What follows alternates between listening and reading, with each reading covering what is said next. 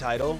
The Georgia Bulldogs are headed to Omaha after a great series win and one of the most, I would say, entertaining Super Regionals against Mississippi State. The Bulldogs are now in the SEC Player of the Year and good friend of the show in Trey Phelps. Obviously, lots of storylines going into this year's Men's College World Series over in Omaha. Welcome to Southeast Sports Plus. Hour number 2 rolls on. 5 teams out of the SEC are in, highlighted by those Georgia Bulldogs. They were the highest ranked team for a lot of the year, and now they're back in here in Omaha. Yeah, but I think we have to give props to Mississippi State for the way that they played this Georgia team. For sure, because I think, no team is hotter right now than the Georgia Bulldogs, and just the way they played all season long. And Mississippi State went to Athens and gave them 2 really good games. I really thought that was going to go to a third game, that series. I watched the game, I guess, was it Saturday? Game 2? Yeah. And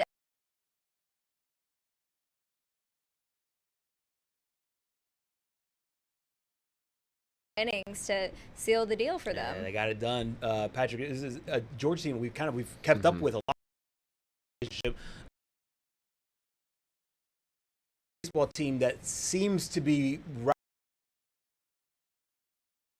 What happens? Trey Phelps suspended for game 1. Doesn't matter. They're on their way to Omaha. I feel like a hidden gem in baseball is something that we've talked about, I think, once or twice on the show, and the fact that every field is different. There's no field that has the exact same dimensions as another. And what Wes Johnson is doing over there in Athens needs to be talked about. A lot has been made about how it's 310 down the line in right field and how, it's terrible for college baseball, how they're comparing it to Lindsey Nelson and it being such a small ballpark. The truth of the matter is Wes Johnson is just recruiting to the ballpark.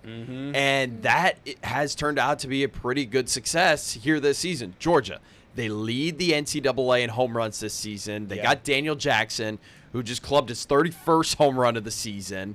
And both these teams were coming in red hot. As you guys mentioned, Georgia's the hottest team in the NCAA right now. And we've talked a lot about how teams that win the SEC tournament more often than not go on to parlay that into a national title as well, just because of the dominance that the SEC has been on.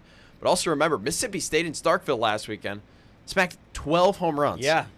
So you knew coming into this series that there were going to be some balls that were flying out of the ballpark. 21 home runs in 2 games, the most in the BB Core era. And if you don't know what BB Core is, it's basically before BB Core, they had these overpowered bats. Right. Here, Gabriella, I'm more I was about to say, Gabriella, do you know? At me because I have no idea what you're talking about. So before then, honestly, the bats were about as overpowered as softball bats were. Yeah. So it's basically you're hitting a baseball with a softball bat. Got it. Now they deadened it down to pretty much of a wooden bat, but nowadays they've really pushed the limit to where they kind of are a lot better than a wood bat. Yeah. But basically what happened was people were hitting too many home runs. People were getting hurt by line drives because the ball would just trampoline off the bat. Yeah. And then they'd get hit in the face, and obviously that's a recipe for disaster. Yeah. So now home runs come at a premium, or so you thought. Just not in this game when all you got to do is hit a fly ball to right center field, and the wind's going to carry it out. Oh, here we go. We have 21 home runs in 2 games. I love that. Which is insane. This was the national championship, I think. Honestly, if I'm was the national championship. Okay. I think Georgia's going to win. Yeah, I was going to ask you, did we watch the best 2 teams?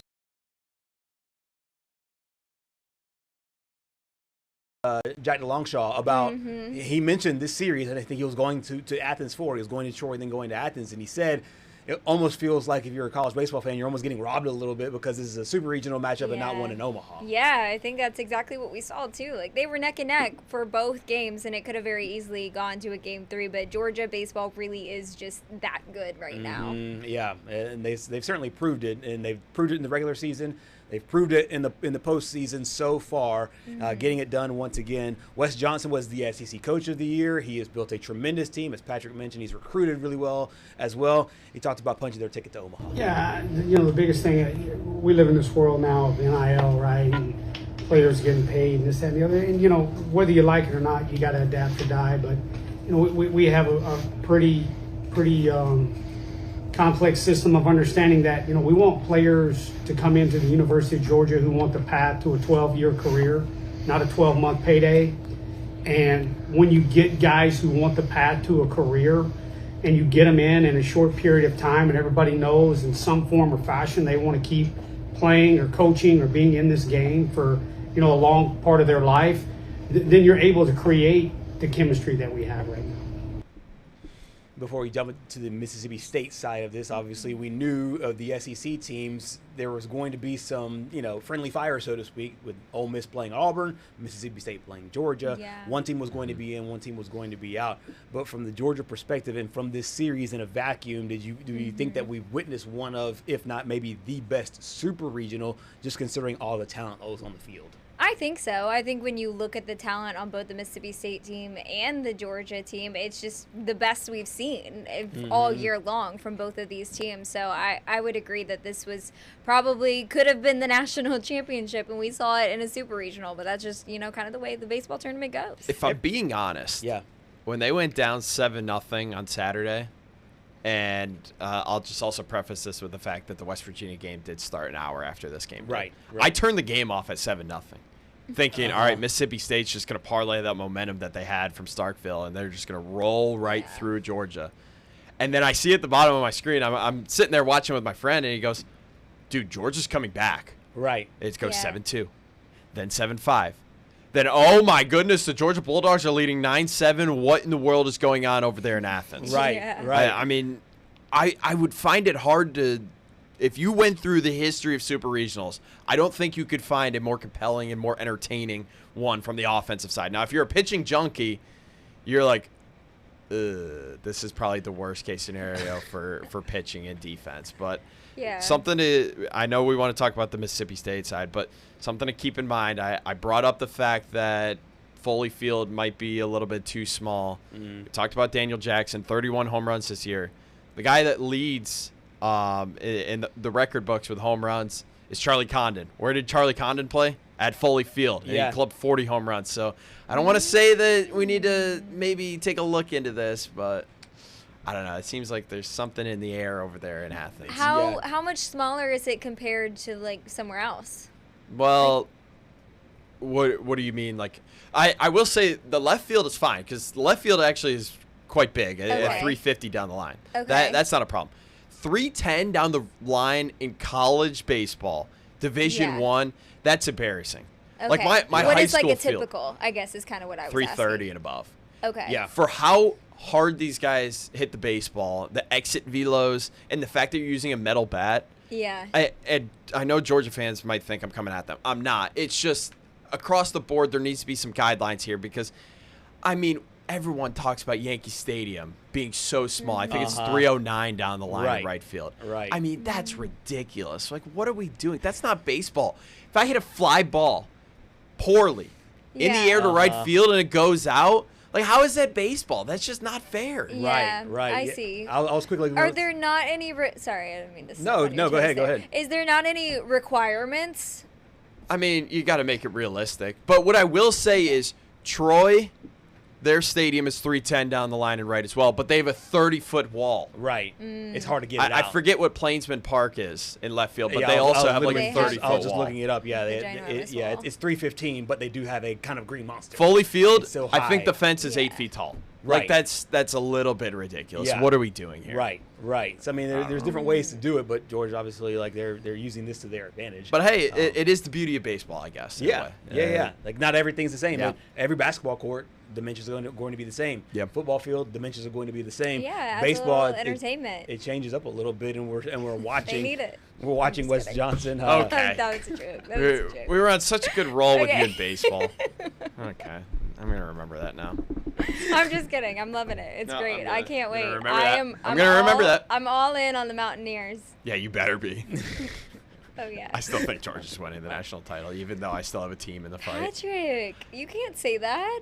You can What still be have you objective. seen? You can still be objective. What have you seen from this Georgia team that tells me that they're not going to win the national yeah. championship? The only thing is, Nothing, but I feel like your heart and soul needs to be in it for the She wants you to watch sports the way she watches sports, and never enters the chat. It's just like literally like it's That's my heart. not true. It's my heart, my heart, my heart, That's my not true. heart. I am my always heart's in gonna it. root for like where my heart is. I guess the one thing that we kind of have to keep an eye on is how much of a factor was Foley Field Oh yeah, in their home yeah. runs. Yeah. Because the Georgia pitching staff Right. kind of it got swept under the rug, the fact that they gave up so many home runs because they ended up outslugging Mississippi State. So I guess that's one weakness that we could talk about with Georgia. That's but true. I mean, outside of that, they hit so many home runs. It's just so hard to find a weakness with this team. Yeah. And to Patrick's point about Georgia, they are the favorite right now. Yeah. I'm just looked up one Yeah. of the popular sports books, and they have Georgia's plus 275. North Carolina's also right there in the mix as well. So like there's a lot of love for Georgia and for North Carolina. Good. People are sleeping on the Mountaineers. Let me see. West Virginia's plus 750. Where is this West Virginia love coming from? Like, she used to I make told fun you. of it. I know exactly where it's I coming from. told you I loved the. Literally all the players doing this. The big about it on your fans in my comments, and I'm like loving it. I'm What like have I I'm an done? honorary Mountaineer for the week. What It's have I great. done? What have I done? You've created a Hey, monster. You've created what a I will monster. say, the only weakness with West Virginia is that they can't get any coordination on the swaying. Half of them are going left at once, half of them are going right, so you're going up, It was away, beautiful. forward, That's away, exactly what we away, needed. away. Yeah. Let's flip over to the Mississippi State side, because this is a team that we thought going after the super regional, after the regional round, thought that this team could punch their ticket to Omaha. It kind of stinks, like you said, that they didn't make it through, but still a very, very impressive effort from the Bulldogs, the other Bulldogs. Yeah, for sure. Extremely impressive effort. And I think, people really started to talk about this team after they saw what they were able to do in the regionals. I feel like it was kind of eye-opening of like, wow, this team looked really good. They might be able to give Georgia a game. And I think they did exactly that. And if they were matched up against anybody other than the Bulldogs, I think we might be seeing them in Omaha. I think it's a fair take. Unfortunately, that's just kind of the way the bracket goes. Yeah, I think that, like you said, I do believe that they probably, maybe not all 7 of the other regionals, or super regionals, I should say, but I would say the majority of them, they would have won going into it. I mean, no disrespect to the Mountaineers, but I think they would have had a good shot, maybe going to game 3, just the way that they were hitting the ball at the end of the year. Yeah, and I think the question we have here was year 1 of success under Brian O'Connor, and I feel like you have to say it was. Yeah. I mean, getting Mississippi State,